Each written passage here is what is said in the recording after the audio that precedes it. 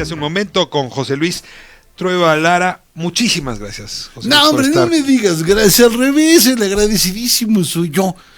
Voy arrancando en esta aventura y la verdad es que estoy muy contento de ver a mis amigos Eso es lo compartiendo mejor. mesa. Sí. Y luego pues compartirle a la audiencia esta conversación de amigos que vamos a tener hoy.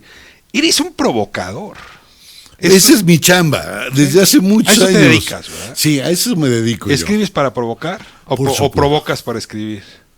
No, escribo para provocar, yo solito me provoco solo, entonces mejor no. Es que mira, yo lo que voy a decir se oye presuntuoso, pero hay que bajarle 2 rayitas. Cuando en la apología de Platón, Sócrates dice que él es el tábano que anda jeringando a la vaca de Atenas. Bueno, no lo dice así, lo dice en griego.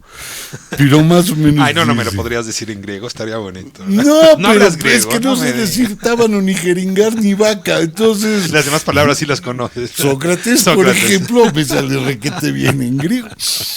Entonces yo creo que parte de lo que a mí me parece importante es estar jorobando a la gente.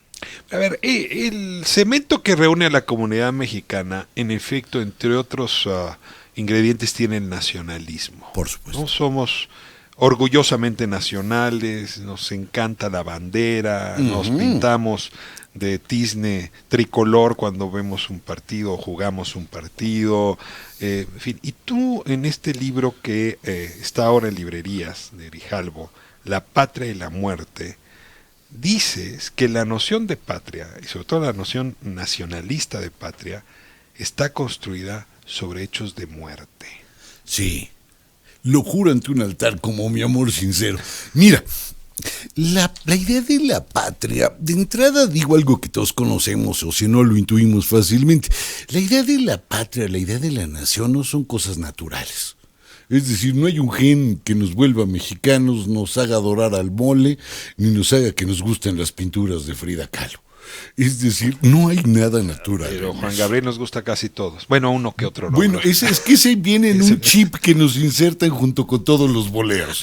Ese es otro problema, pero gen no hay, chips sí hay. Okay. Tú te puedes saber los boleros aunque no lo hayas oído. Entonces, esta idea de que no hay una nación como algo natural, la tenemos que inventar. Tenemos que inventarnos un pasado, tenemos que inventarnos un panteón, tenemos que inventarnos alguien que nos haga ser el que somos. A ver, te detengo ahí. Me estás hablando de la familia. Es más, me estás hablando de la identidad personal. Es decir, Exacto. Cualquier identidad es una reconstrucción de hechos memoriosos. Que cambia incesantemente y que siempre distingue a otro como el malvado. A ver, citas a Rodolfo Sigli. Por cierto, ahí me rompiste la boca porque es uno de mis escritores mexicanos favoritos. La verdad de México es una larga obra de las mentiras mexicanas. ¡Claro! ¿A poco no? La verdad de José Luis es una larga historia de mentiras de José Luis. Por supuesto. Mira, yo la verdad es que no sabría si digo la verdad. A ciencia cierta. A ciencia cierta no lo. Tú me dices, ¿me juras sobre la tumba de tu abuela que esto es la verdad? No, ningún libro mío es la verdad. Ahora, este libro está como dedicado a explorar esas mentiras. Exacto. Y las más dolorosas. Por supuesto. Las más desagradables. Mira, voy a poner una. Tú adviertes que el dolor sufrido por este país durante la revolución, es decir, un demonio que acusas a Francisco Madero de haber liberado, se llevó 1 millón de vidas, requería una cura. Claro. Y que la invención nacional fue la cura. De Fue esto. para reconciliar al México hecho pedazos, la nación. Pero es una imagen de nación que tiene elementos que a ti no te gustan nada. Por supuesto. A ver, ¿cuál es el que menos te gusta? El que menos me gusta es cuando la nación, la historia de la nación se parece al éxodo. Y había una vez un pueblo elegido, ese somos nosotros, que vivían en un paraíso, ese es lo que pasó antes, y caemos en manos de un faraón que es un hijo de la fregada, y luego llega un Moisés que nos salva. Me da igual si tiene los cabellitos blancos y usa sonates o sotana, si trae paliacate, si anda de frac y es impasible. Se le ve el Mesías, te incomoda. Exacto, me incomoda muchísimo. Te incomoda Quetzalcóatl. Por supuesto, en todas sus advocaciones. Tengo un buen amigo de Chihuahua que dice que el problema de los mexicanos es que cada que tenemos un problema le rezamos a Quetzalcóatl. Y mientras más le rezamos, mayor es la probabilidad de que venga Hernán Cortés y nos corte a todos la cabeza. Eso está terrible. Fíjate que hay un amigo también, creo que ya Felpo, tenía una frase parecida. Eso suena griego también. Ya es griego. Felpo tiene raíces indoeuropeas, como tú te imaginarás. Felpo, y era Felipe Texidor, el que hizo los sepan cuántos y todas estas cosas maravillosas. Un día le pregunto a Felipe: oye, usted que ha estado aquí toda la vida en México, ¿qué es lo que más le choca? Ay, me dice, a mí lo que me choca de ustedes los mexicanos es que son tan comecuras, que cuando llega cualquier tarugo se le hincan como si fuera Mesías. Mira, nuestras contradicciones. A ver, está al día, es de coyuntura lo que te voy a decir. Dices que uno de los elementos de la fundación de la nación moderna, post-revolucionaria, es la idea del macho en la revolución, ¿no? Uh-huh. Es una revolución de machos. Uh-huh. Para ser un mexicano de a de veras, y tendrías que incluir inclusive a las mujeres, no había de otra más que ser muy, muy macho.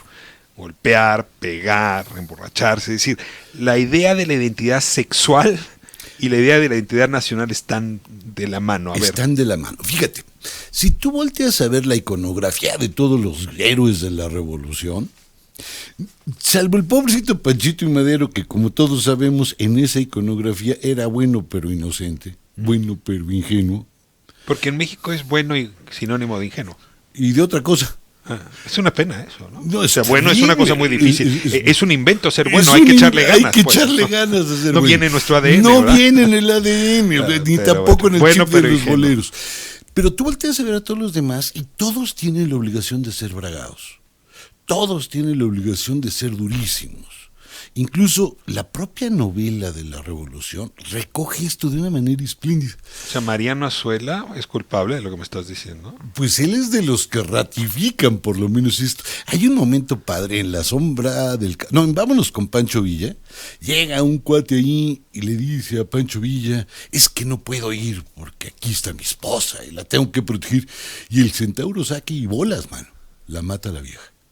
Y le dice: vámonos, ya no tienes nada que te detenga. Oye, pero ¿me estás hablando de la revolución o de las narcoseries que ahora vemos en Netflix? ¿O de la saga que oigo en los narcocorridos? Es decir, esa historia del macho bragado. Es la historia que permanece, es la historia que nos obliga a someter a alguien, porque es un machismo muy penetrador. Pero me estás diciendo que para reconstruir nuestra identidad nacional habría que revisar la identidad machista por que supuesto, digo yo, la verdad, no puedo yo creo que las tradiciones deben de estar a constante revisión.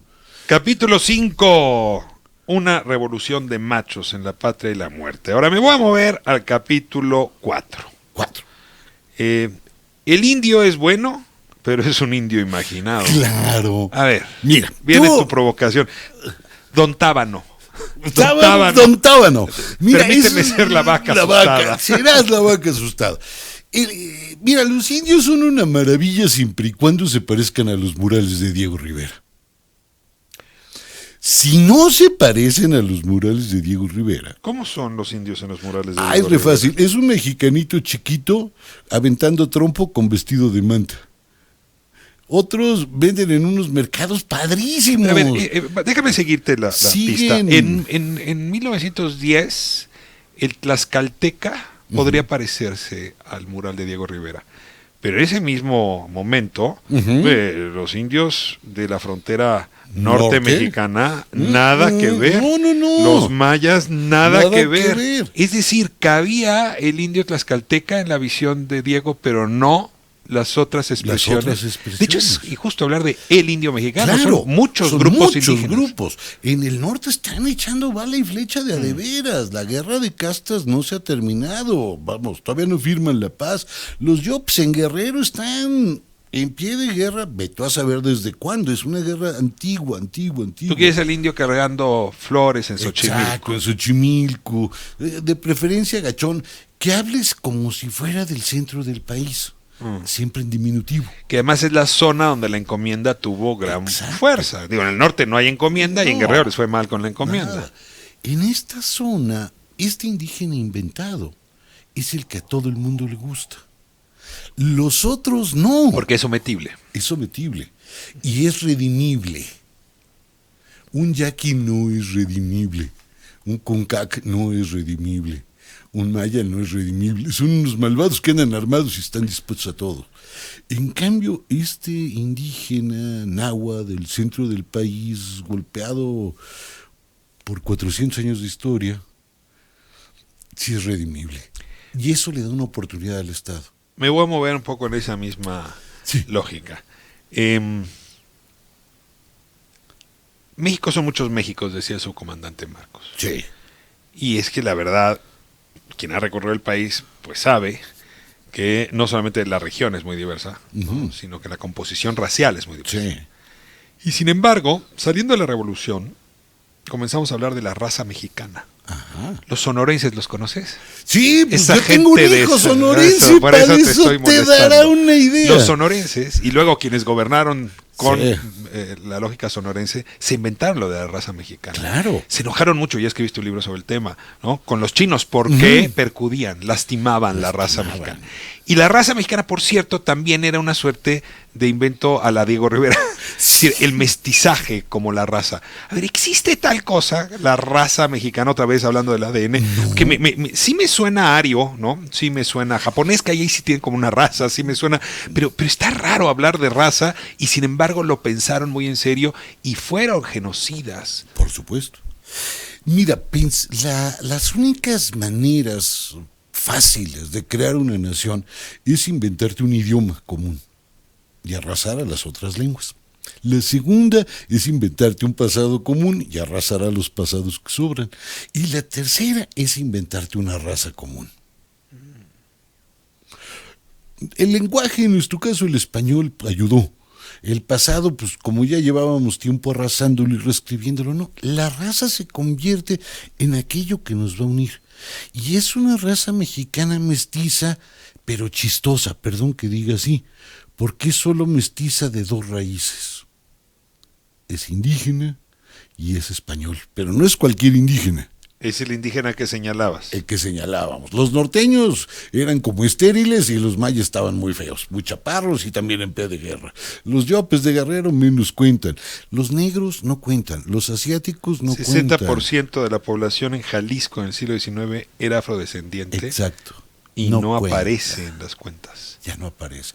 En Guerrero, Oaxaca y Tabasco, vamos, hasta hay apodos que se deben a esto y permanecen. Como culichi.